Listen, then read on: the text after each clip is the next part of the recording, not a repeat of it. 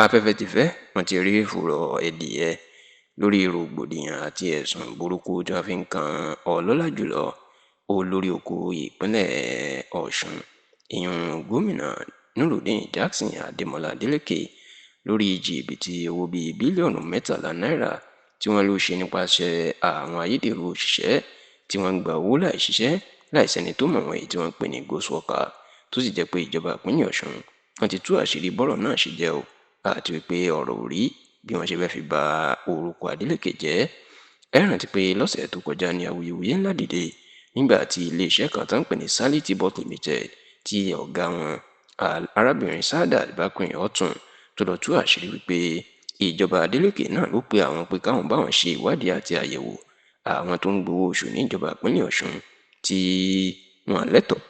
láti máa gbà tàbí tí ò sẹ́nikẹ́ni tó mọ̀ wọ́n tó jẹ́ pé àwọn olóṣèlú iná máa fi ń jí owó ìlú kó èyí tó ń pè ní ghost worker tó sì jẹ́ pé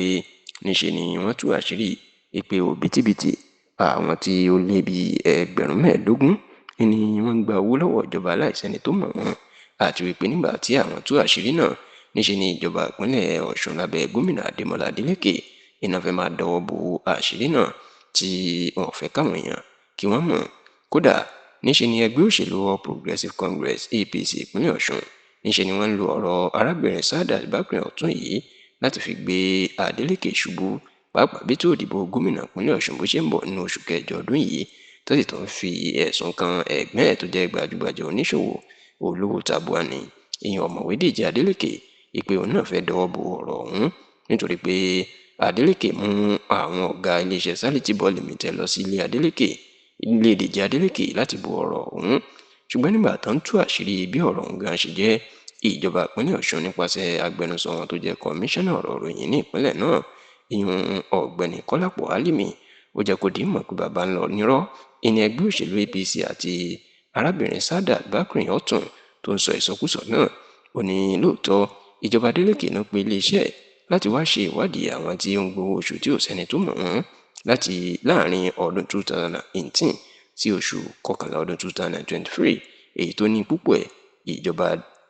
gómìnà àná Gbóyèga Oyètọ́lá iná wà nídìí ṣùgbọ́n tó ní níṣe ni àṣírí padà tú ìpè Sadat Bakre Ọ̀tún gbogbo ìwádìí tó ṣe irọ́ ló pọ̀ ńbẹ̀ ó ní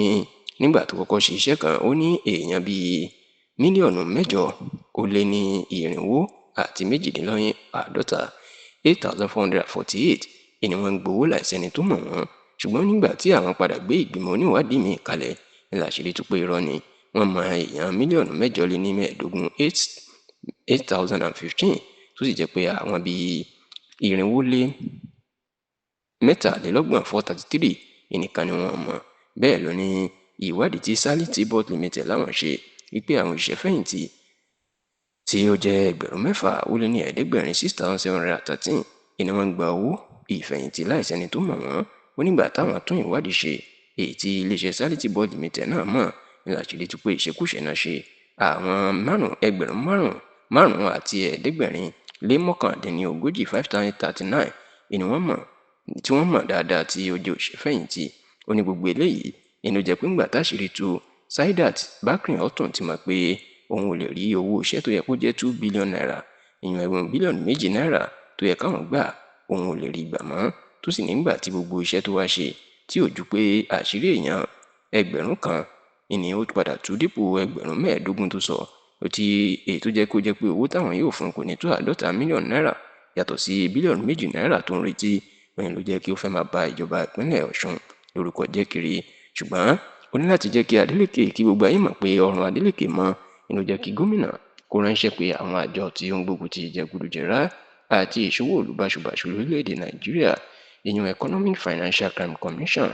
àti ICPC wípé kí wọ́n máa bọ̀ ká wá ṣe ìwádìí ọ̀rọ̀ náà fúnra wọn káwọn wo ẹni tó ń parọ́ láàrin Sadat Bakre Ọ̀tún àti ìjọba ìpínlẹ̀ Ọ̀ṣun. Bẹ́ẹ̀ ni ọ̀nàrẹ́bù Kọ́lápọ̀ Álímì tún jẹ́ kó di mọ̀ pé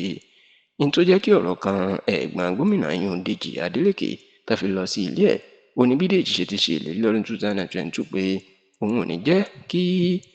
àbúrò òun tó ń ṣe gómìnà kó máa ṣe ìṣekúṣe ìjọba òun yóò máa mójútó òun yóò máa ṣe ìwádìí ìjọba ẹ̀ tó sì ní bí Dèjì bó ṣe gbọ́ àṣírí yìí ni ló bẹ̀rẹ̀ ìwádìí láti mọ ìtójú òótọ́ tó sì ní ìdí ẹ̀ ni Adeleke fi mú àwọn òṣìṣẹ́ iléeṣẹ́ Sally Tribute Limited lọ sílé Adeleke láti gbọ́ òótọ́ ọ̀rọ̀ àti ìbéèrè lẹ́nu wọn, èyí tó ní àwọn alátakò fẹ́ máa lò